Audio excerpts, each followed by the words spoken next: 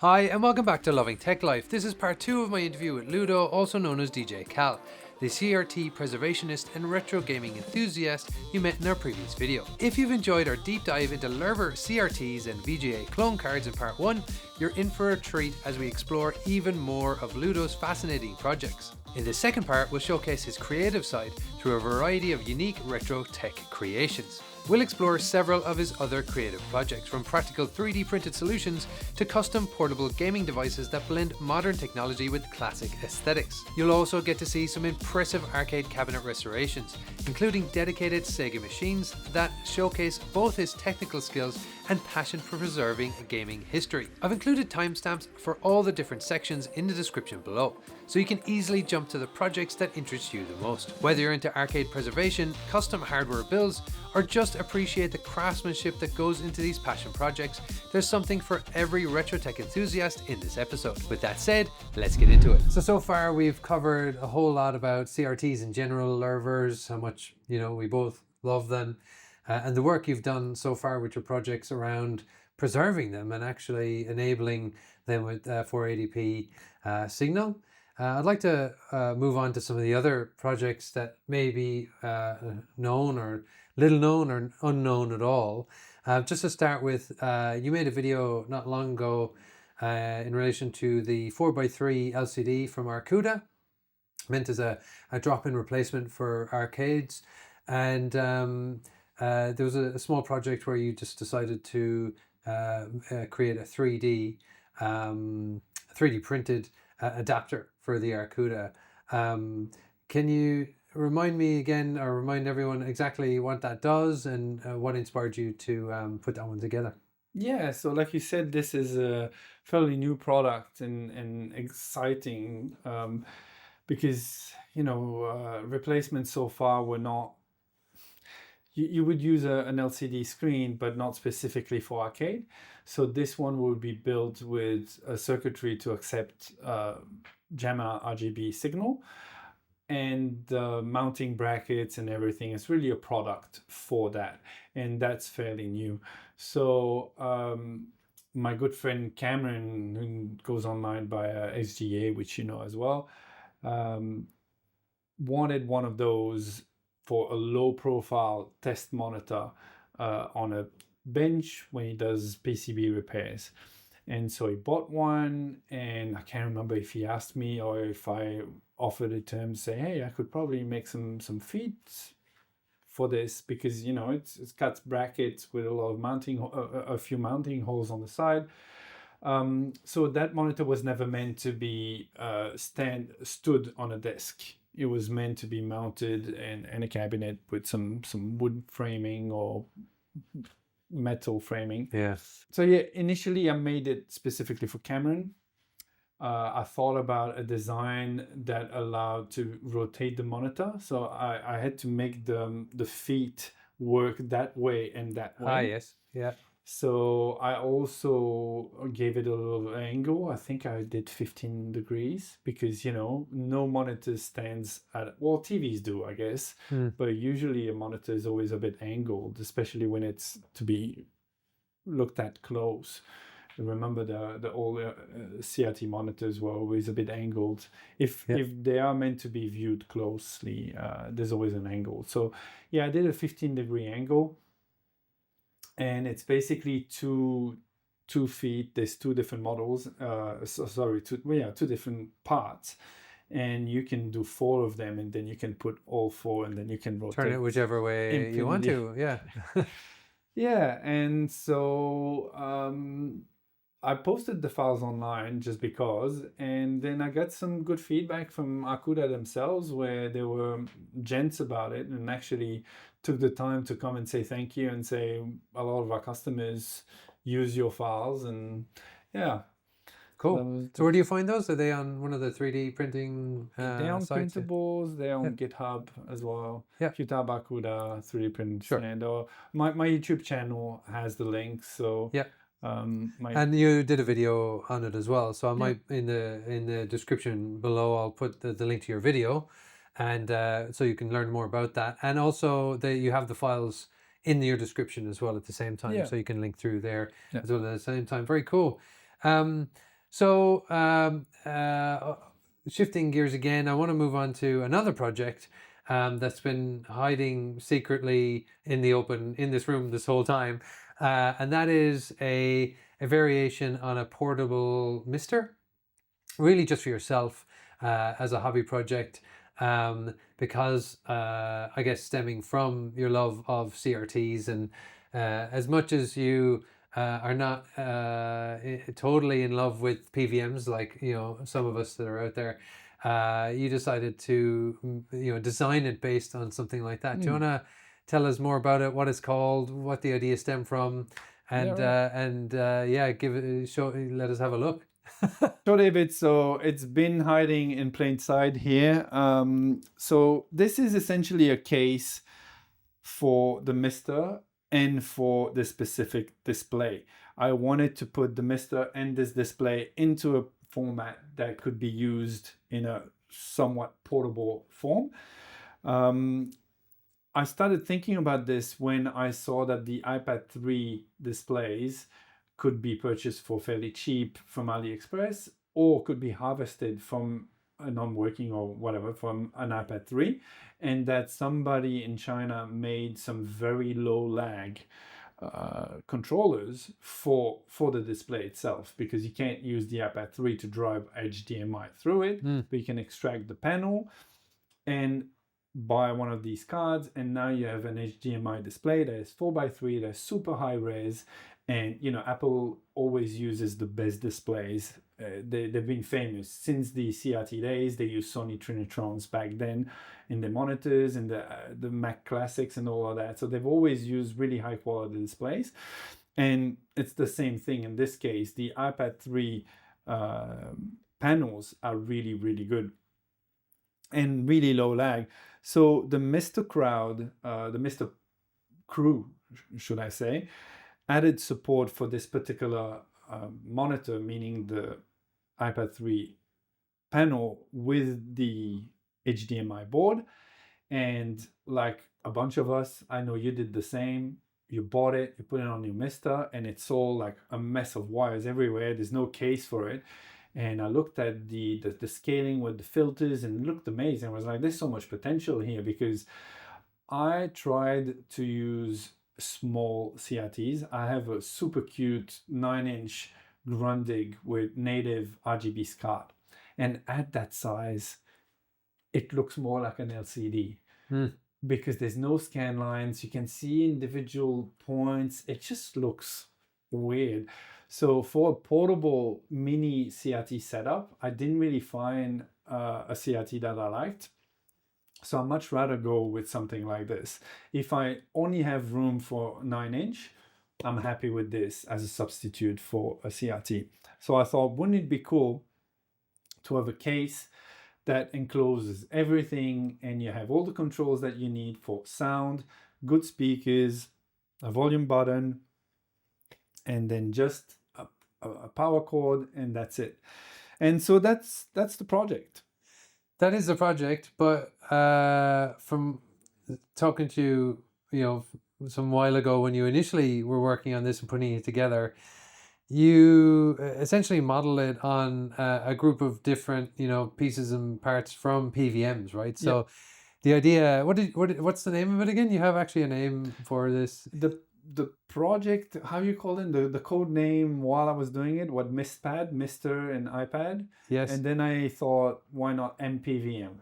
MPVM. For MiSTer PVM. MiSTer PVM. So you've done a really good job replicating the look of a PVM, with the color and the little control components, and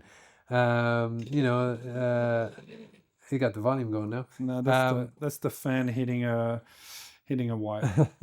and the buttons and the stickers and all of that sort of stuff. So effectively it's all 3D printed, right? Yeah. And so the design, like you said, is 3 PVM models. But initially, before I did that, I was actually considering doing a mini lever. And the problem with anything that is a case of a CRT is you have a very squarish approach to it, which means that I have no control over the size of the screen. It's 9.7 right? Yes. So if I need to scale it to, let's say, a case of a lever like that Planus, that means it'd be as deep as it would be wide or high, right? It's essentially a box, right? And you can't, the tubes are deep. So if I made it thinner, it wouldn't look right. So there was no point copying a lever design. So, and I thought, well, if I make it square like this cube, you can't throw it in the backpack. This you can throw in the backpack. So then I moved on to PVMs, and what I did is I took, for this configuration of button is fully a CRT PVM. For the recess here of the panel and some of other elements that I can't remember, I think it was the stand, I took the very first generation of LCD PVMs that people have made videos on since then, and they are horrible because they only display 480p and they are very laggy and just cannot be used for gaming. And then I used a widescreen OLED PVM as inspiration for the back case.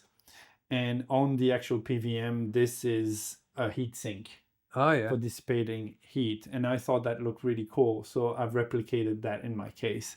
Now, I was using a printer that is just too small. So I had to print all these parts in different parts and glue them. And that really added to the complexity. And inside, all of this controls multiple things. So these 3 buttons are for the MiSTer, reset OSD user, for those who are familiar with it. And I made it a seamless cluster where, it looks like it's one thing, but the 3 buttons on the top control the MiSTer, and the 3 buttons on the bottom control the monitor. So it brings the OSD of the monitor. You can change the brightness and stuff like that, right? Then this is a discrete volume button, and you got a headphone jack as well. You got a mono speaker for the volume button? Is that what it's connected to? The one in the bottom left? So I decided to go mono for multiple reasons. One, well, PVMs never have stereo speakers. So if I did 2 grills, it wouldn't have look right. Wouldn't have the visual codes of a PVM. But more importantly, for me, I prefer, just like I prefer good 2.0, good stereo speakers over a bad 5.1, I prefer a good mono speaker than poor stereo speakers. So I took all the space that I could to put an enclosed speakers. So the speaker inside actually has an enclosure, which gives you some bass and some more dynamic range. Cool. So it's a speaker that I extracted from a TV. Yeah. And for the size, it gives a bit of oomph. Yeah. It's good. And here, this little button is a soft button to turn off the display only. The MiSTer is still running. Oh, yeah. So if you're in the middle of a game and you don't want to burn your display, you can just do that. You can just turn off the displays and then you turn it back on and you're back where you were. And this, I spent a lot of time doing this. This is actually, I could do it, but basically it's a CRT power switch. So you have listen to this. You have the real mechanical feel of a CRT. I really wanted that, although I could have used something else. And that switches off the whole thing? Yeah, everything. It's dead now. So just to maybe reiterate as well, everything that's in there effectively is enough to power it. You're just plugging it into the wall. You've got effectively the screen, the MiSTer, all the USB ports kind of coming out to the front there, so that effectively you could bring this with you, be in a hotel room, plug it into the wall. I've done that, definitely. And had your controller plugged in and gamed I've played this in the plane. On the plane. How did you power it in the plane? All right, so the first iteration had batteries in it. Yes. Yeah. But that was really, because it requires 12 volts around 1 amp for the screen. Yes. And it requires 5 volts around 3 amps for the MiSTer. And then the power amp also requires 12 volts. I tried many different power solution. mini UPS power banks that they do 12 volt and 5 volt, but there was a lot of issues with it. And what I've concluded is, because what I wanted is for it to work like a laptop, meaning that when it's plugged in, it charges and powers everything. And if you're in the middle of a game, you just take the plug off and off you go. You don't have to turn off, to switch from battery and what. And to do that, what an iPad, a phone, or a laptop does, they have really custom designed power circuitry by an engineer based on the size of the battery, the power needs, how it charges to not overcharge the battery. It's something that's way out of my league. And I realized quickly that it would have to be done specifically for the power needs of each element and the battery that you put in. So just taking off-the-shelf power,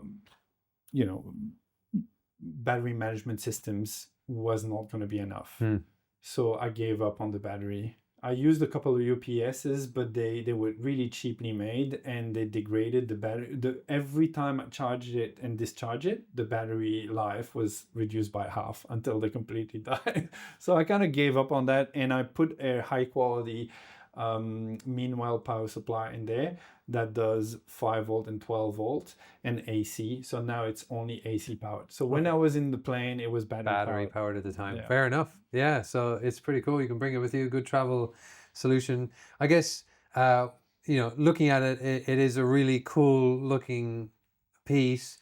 You really just kind of designed this as a personal project for yourself.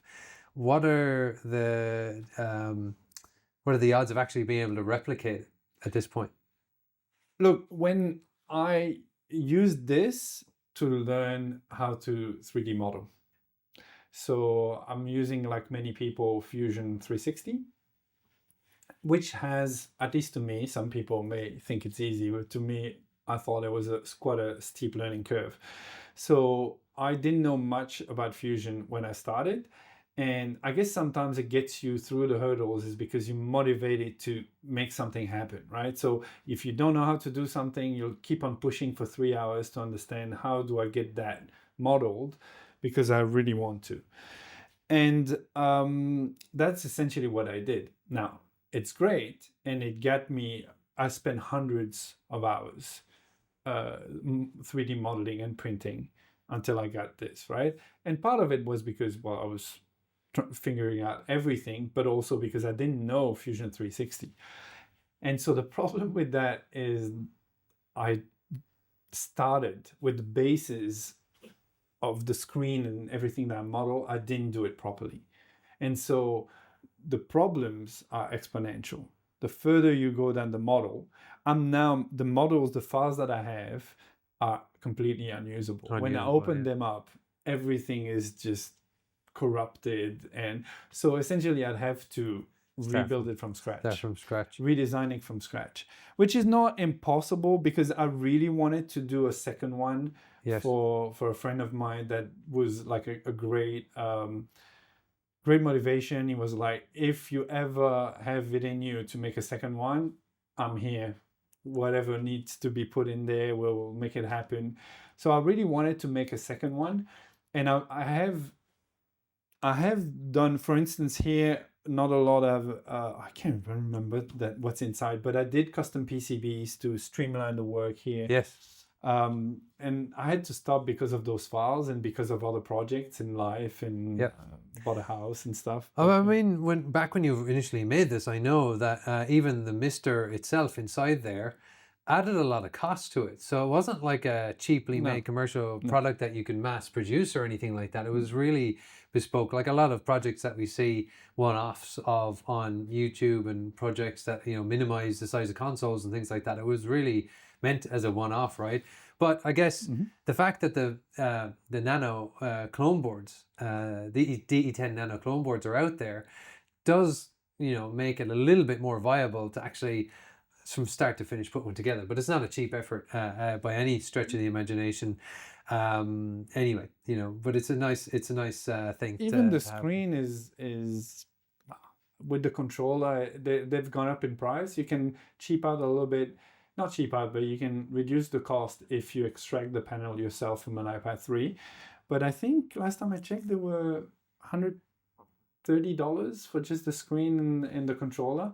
So you add a MiSTer to this, and then imagine, you know, all the 3D printing and all the rest of it. And I think one of the things that was a deterrent to a lot of people I spoke to is to dedicate, because the MiSTer is, you can extract it from it, but it's in screwed there. In. Yeah. I have multiple MiSTers, and this MiSTer only does this. Yeah, it's not coming out. No.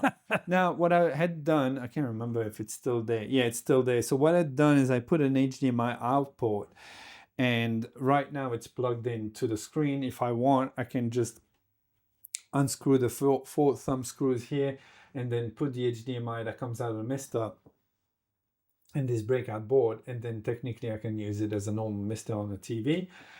I've never done that. I think it's much more practical to just use it as is. But yeah, once in a while when I want a quick game, you can just set that on a corner next to a couch, and yeah, away you go. Very practical. Yeah.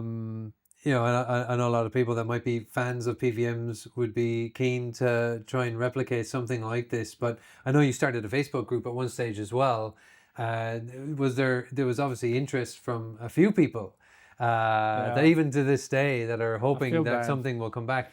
But I guess if you have the right time and the time's right and there's enough people interested, do you think you would have the motivation to actually start from scratch and try and build it properly so there would be more of a DIY kit even rather than a fully formed product? Is that something that you could see as a possibility somewhere down the line? Look, as far as the distribution model, I have no idea, because it depends. It also has to be viable for me, right? Because there were people that looked very serious that told me, you know, that were happy with a really premium bespoke product, right? They'll pay as much as just give me the full thing completed and I'll pay. Of course, within reason, but whatever it costs to make, because you got to realize once you start making things by hand, I've seen a couple of examples.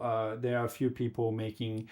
LGR had featured a mini IBM replica PC with an LCD inside, and it was doing things, and everything is painted. The level of details were keyboard, and it cost $500. And he put them on pre-order, and it was sold out immediately, because it's not for everyone, and it is a very expensive product. But he certainly puts a lot of effort into it to have a working prototype. So I've seen a few people do this kind of commission work where they'll do a certain amount of very bespoke, handmade, almost crafty, craft. Artisan, whatever you want to call it. So maybe that would appeal to that market. I would have to start over again. Unfortunately, I don't have the motivation because this one is working for me. So it's not perfect. Yes. But it is certainly working. I don't know. And I do feel bad because there were a lot of people very keen on it, and that were happy to be the first customers and pay basically whatever it cost, and then put a MiSTer in it. But yeah, maybe one day. Okay. I was just thinking about it. I don't know. Fair enough. All right, well, I won't hound you anymore about this. It looks really good, but we'll move on. I would be really remiss sitting in a room absolutely filled with Sega cabs and arcade, custom cabs and things like that without at least asking you a little bit about these. So obviously, you have quite a number of these arcade cabs that you've even restored. How many actually do you have now at this stage? Currently, anyway. I know there's probably been plenty that have passed through your hands, but I haven't counted. Today, I haven't really counted.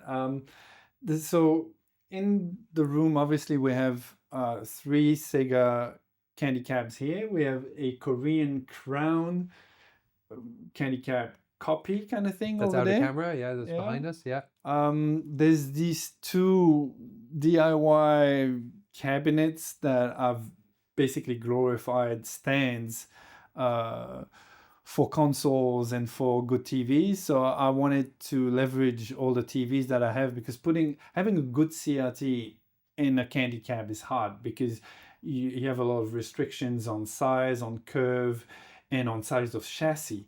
There's not a lot of room to fit a consumer chassis in it. So there's a lot of TVs that don't fit in there. So I thought, why don't I make something that has the same height and ergonomics as a candy cab, just like here. And I used a leftover control panel from a Versus City, build that up so I can put any TV on it. And I've been switching TVs from one model to another. I have a few TVs that I like to rotate once in a while.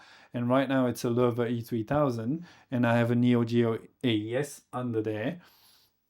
And yeah, it plays like an arcade. And yeah, so apart from that, I have 3. I do have a couple in the garage that are projects, but candy cabs are great, but because of their nature of being able to do everything, they're pretty, you can do anything, you put any game in there. It doesn't have the magic for me as a dedicated cab. Yes. A dedicated cab with dedicated artwork, dedicated controls. There's something magic there. Yes. So you have here anyway, at least the 3 different almost kind generations that are sitting here, right? Yeah. So you have 2 horizontal, or the normal, what's the normal orientation, and vertical, like Tate or Tate. The oldest being the Astro.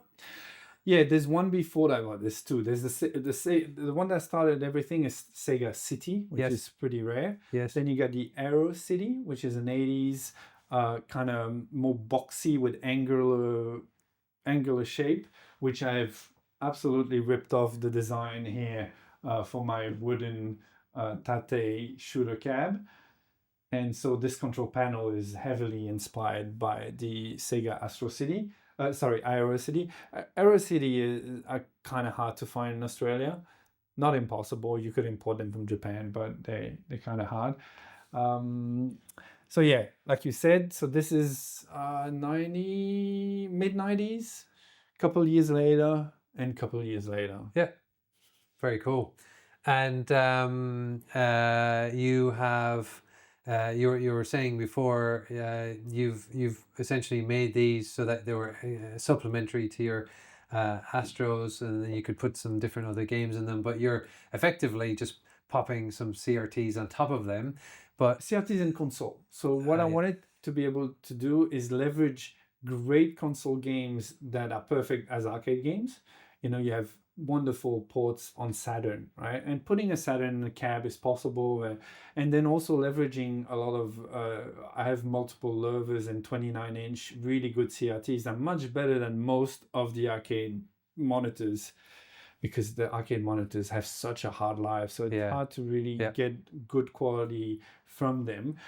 So I wanted something where I just have the arcade experience with a console and a consumer CRT. Yeah. And all of these CRTs that you have in these cabs, they're not original CRTs, right? They're actually some Loewers and things like that? Yeah, so where do I start? This one is an original arcade chassis. It's a Nanao MS2931, which is regarded as one of the best and also one of the worst from a reliability perspective. Not reliability, but once they break, they're really hard to fix. It's not that they're more unreliable than anything else, but they have a lot of SMD components at the back. Anyway, I did a tube swap on this. I had to change the yoke for, which is not a fun thing because you have to basically move the yoke while the TV is on. It's not the most fun thing to do. Or safe. Yeah. I'm still alive, but yeah. So I found a made in Japan Toshiba tube from a very high-end consumer set that was very close to the original monitor. Mm-hmm. And it looks pretty good. I'm pretty happy with this. But it does run an original arcade chassis. This is a tri-sync chassis. So it auto syncs between, it's a multi-format, essentially. But then this is a Q25B Loewe with a swapped signal board with my VGA card. There you go. Yeah. And this is the Grundig. So it's effectively a 480p running an Xbox. Yeah. Xbox 360. Xbox 360, which is amazing. Xbox 360 has so many amazing output resolutions. It is out of all the consoles, the one that it can output everything. Wow. The number of resolutions that it can do, because usually a console will either do TV resolution, 720p, 480p, whatever. This has all the HD TVs resolution, 1080i, whatever, but also all the PC resolution, because it was at that weird era where you can put it on a PC monitor, put it on an LCD, put it on a CRT, put it on a plasma, put it on anything. The Xbox can be plugged into anything. It has all the resolutions, the best. Pretty cool. And this last one here? So that's a Grundig with the exact same tube as this lever and this lever. But 240p. Yes, 240p. 15 kilohertz, 15 kilohertz. With the original arcade board. An original Konami board. This is Xbox. This is original CPS1. And this is Neo Geo AES. This is a MiSTer. And in the crown, I have a MiSTer as well with a Philips CRT that I've RGB modded. And I've put a little dongle that I made. That's something that I've made that the world I haven't shared. I mean, it's on my eBay store, but I've never sold one. So basically what it is, it's a little dongle with a SCART male plug that you put in a SCART TV. And what you get out of that is the RGB circuitry out of a Supergun. So I just took the RGB circuitry out of Superguns and put that on a single board. So all you need to do is feed 5 volts and feed your JAMA RGB. You know, JAMA RGB is usually much higher of a voltage and sync, and you can't put that in SCART, right? Otherwise you're gonna break it.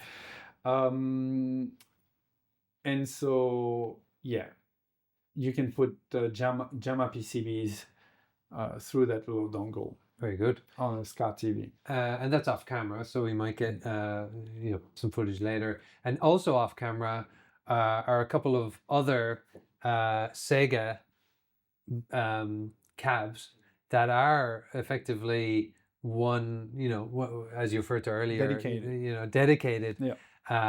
So one of them is a Super Hang-On, which hopefully we'll show you on the screen after the fact. But I saw it when you first got it, and it didn't look anything like this. So you obviously worked really hard to restore. But why restore a Super Hang-On? Why this one? So I wanted an outrun, and I had a lead on an outrun, and the guy told me, it's in the States, it's going to be complicated, but I do have a Super Hang-On. So I started looking into it. And turns out it's made by the same guy, Yu Suzuki. It's using very similar hardware. It's kind of the Outrun predecessor, right? It's the Super Scaler Yu Suzuki series, right? Yeah. Afterburner, Space Harrier, and so on and so forth. And I always thought that the white fairing, motorcycle fairing of the cabinet was really visually striking. And I thought just for that, it could be cool. And again, my friend Cameron was very familiar with this. I called it a hang-on, and he always would, just like proper nerds do, say not hang-on, super hang-on. And I know why. The difference between hang-on and super hang-on is staggering. It's a different game. Sure, it's the same base, but they 100 million% deserve the word super. They brought so many music tracks. They brought, I don't know how you call it, but basically it's not, everything is flat on Hang-On. Here you have hills and undulating terrain. Yeah. You have 4 courses and you have a turbo button. So all of that makes it so different in gameplay. It's just such a different game. And the gameplay is absolutely excellent. And originally, you probably have a kind of... you're drawn to this because you originally would have played it on a Sega Master System to begin with. I know. Hang-On. Yeah. Right. I had a Hang-On built in my Master System, just like you did, I think. Yeah. And I remember hopping on the red bike again. That's Hang-On, right? And back then, like most people, I didn't make the difference. But Cameron kind of he hammered it into me, and he's right, because now I was just like, Hang-On is a completely different game. It has one music, one single track, and it's a lot flatter in every way because there's no turbo. So it's, this is a much different game. And what were some of the biggest challenges in actually bringing it back to life? Well, stripping the fairing, the plastic pieces were cracked, yellowed, scratched. All the stickers had to go. We had to bog and repaint it. That I've done all myself. And getting all the stickers, I probably would never do that again. That was so hard because getting shapes, being able to cut a shape flat so that when it lays onto all the curves, it still has the right shape is super hard. We had to do so many recut, test. So was there any moment during the restoration that you thought, this is not going to work, this is not going to be possible? Well, my ex-partner helped me on this, and it brought her to tears at some point. It was gut-wrenching, and probably, like, if anybody is doing this, I would advise to do masking and painting, which I've seen a lot of other people do online. But you did a vinyl tape so cover, I went to get high quality vinyl that I color matched by going to different stores and bringing the thing and getting color codes from Tamiya, hobby stores and stuff. And I went overboard. It took me 1 year to do this cab. But if today I had to keep only one cab, that would be this one. No questions asked. Very cool. For the gameplay, for the look of it, for everything about it. But the gameplay is amazing. And the fact that you've worked so hard on it as well kind of makes it even more worthwhile holding on to that one. Now, you do have at least another dedicated Sega cab, a little bit older than that one, and that is not Super Monaco, but Monaco GP. Yeah. The original Monaco GP. Tell me a bit more about how that one came about and why you have that one in your collection. Sure. So I was in Las Vegas and I went to the Pinball Hall of Fame, and the pinball didn't really attract me too much. So they have a few arcade cabs, and it's a pretty cool place. If you're in Las Vegas, you need to check it out. And so I saw this, so Sega, and I knew from Super Hang-On that they can do racing games, Daytona, Sega Rally, Outrun, like they've proven that they know how to make an arcade racing game, something fun with speed and sense of control. And I see this, and I see a digital display on top, like an alarm clock, and I'm like, oh wow, this looks like an LED clock display thing, yeah. So I see it, I'm like, all right, let's put a coin in it, like, let's see. And I had really low expectations. And the game is from 1979, so it's as old as me. And it is primitive. The graphics are like Master System, if that. Maybe, actually not even. Maybe pre, yeah. Yeah. And I'm playing 5 minutes, I'm like, damn Sega, you've managed. You've hooked you again. Yeah, because again, sense of speed was there. Even though it's very primitive graphics, it actually scrolls in a very comfortable way. It has good sounds as well. Like there's a synth circuit specifically for engine noise. That's pretty realistic for like 1979. And then the controls. Yes. You just are one with the car straight away. Straight away, you do this. You know what you need to do for the car to go where you want it to go. And those elements instantly is like, it's a good game. Even though it looks horrible, it just looks very primitive. It's not winning any prizes for the graphics. Yeah. But they managed to make it exciting and there's enough variation in those tracks. Like even just playing a little bit, you kind of see... you kind of see wide, you can see dark. It goes nighttime at one point with the traffic lights and but I will agree, like just that the immediate feedback from turning the steering wheel. It's not like you turn it infinitely like some games. It's like you turn it like this, the car is immediately flipping back and forth. And if you want to stop right at the edge of the road, you can. Yes. And that's not a skill that takes a lot of practice. It's very intuitive.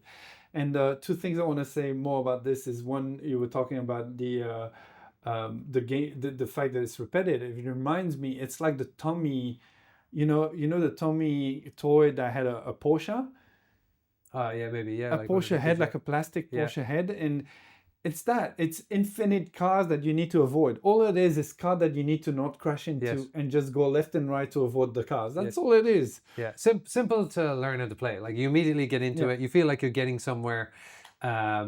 And really good one to have, like multiple people taking their turns. The little score appears until you turn it off and power it off, obviously. But the little score remains on there, so there's a bit of competition going when you have a ranking for the day and that sort of thing. And I had friends coming over a month ago, and they have 3 kids, 12, 14, and 18, I would say, roughly around that age. Of all the games here, they stuck on that and competing. They wanted to be on top. They kept on pushing each other. So these are people that were born way past, it looks so primitive to them, but the fun factor was there. Immediate. Yeah. Amazing. And do we know who put that one together as well? It wasn't a Suzuki by any chance, or we don't know? I don't think that was used. Bit of the early days. Yeah, 79. I don't think it was. I reckon, like, first time I even played anything like it was Super Monaco GP on the Sega Super Master System. And Mega Drive. Or maybe Mega Drive then. Yeah, Mega Drive. Yeah, okay. And there's more of a 3D affair. Super Scalers. Yeah, Super Scalers. Lots of sprites that give you that 3D. I'll be fair. Like, I didn't even know that existed until you had it in your house. And me neither. It's only because I saw it in Las Vegas, and then one day one of my friends sends me a link and says, "Hey, I know this cab. I have to buy it." Yeah. So it popped up locally, and this one is from the one I have is from Japan. Like a lot of things that we get here. Yeah, very lucky. And did you have to do much to restore that, or was that as good as it was when you received it? Or so it needed some work. First of all, it's insane because this game is the last TTL game that Sega did. That means it doesn't have a processor, it doesn't have RAMs. It's all TTL logic, right? Like the old games. So it has a shit ton of chips, and it has 4 boards like this. So which it wasn't working, and it's hard because the CRT was fuzzy and the board was kind of turning on and nothing was working, and we couldn't tell if it was us not seeing right or the board not working. What it turned out to be, because in the end some super smart guy from, I believe, Italy, but I'm not sure, is making a dedicated FPGA board for that. And right now that's what I'm using. So I bought a dead board set. I had a board set, trying moving things around, and I had heaps of problems. And basically we needed to really isolate the different issues. What turned out to be the monitor had sync issues. We fixed that. Then there was the power. So remember the old mouse that had an encoder wheel? So it's a wheel with a little slots into it, and then you have an LED, and the wheel scrolls, and that's where it knows the position. Well, the steering wheel is like that, right? Well, the 5 volts for the LED, the wire was disconnected, so the wheel was not working. Oh. But when nothing is working, it's really hard to know what is not working because there's an input problem on the PCB. Is it, so when there's little problems everywhere, you don't know where to start looking, right? So it took a while to get there. Fix that, then it was working. Got the FPGA in, fixed the monitor, and eventually, so now the sound is played by the FPGA. But even the FPGA owner said, if your soundboard works, put the original soundboard, because the engine noise is second to none. So that's the next thing I want to do, is to get back to the original board. Yeah. The projects never end, do they? The projects never end, man. But unlike the projects that never end, unfortunately, we cannot sit here, and even though I could, and talk forever. But I'm sure everyone appreciates your openness and how much you've shared with us today, and a look at inside the world Ludo, or DJCalle. So I want to thank you again for your time and taking us through everything. And before we wrap up, where can people find you and look for your work? I'm not really present that much on social media, so it'd be my YouTube channel, DJCalle. Yep. I'll put a link in the description. Yeah, when I release something, usually I try to make a video to showcase it. That's it. I want to thank you again, Ludo, for all your time today and being so open. But we'll leave links in the description below for all of the things that we mentioned today. And we'll see you in the next one. Thank you very much. Thank you. Thank you. That brings us to the end of our two-part conversation with Ludo. I hope you've enjoyed this journey through his world of CRT preservation, arcade restorations, and custom retro tech projects. From his Lurver VGA clone cards that breathe new life into once discarded TVs, to his meticulously restored Super Hang-On cabinet, Ludo's passion for preserving gaming history is truly inspiring. What makes his project special isn't just technical know-how, but the dedication to making these vintage experiences accessible to modern gamers. If you'd like to check out more of Ludo's work, you can find him on YouTube as DJCalle. I've included all the relevant links in the description below. If you've missed part 1, where we deep dive into CRT technology and Lurver TVs, I've linked it in the description as well. As always, thanks for watching. If you found this interview interesting, go ahead and smash the like button. Drop a comment with any questions for Ludo, or to share your own restoration projects. We'd love to hear about them. Until next time, this has been Loving Tech Life. See you in the next video.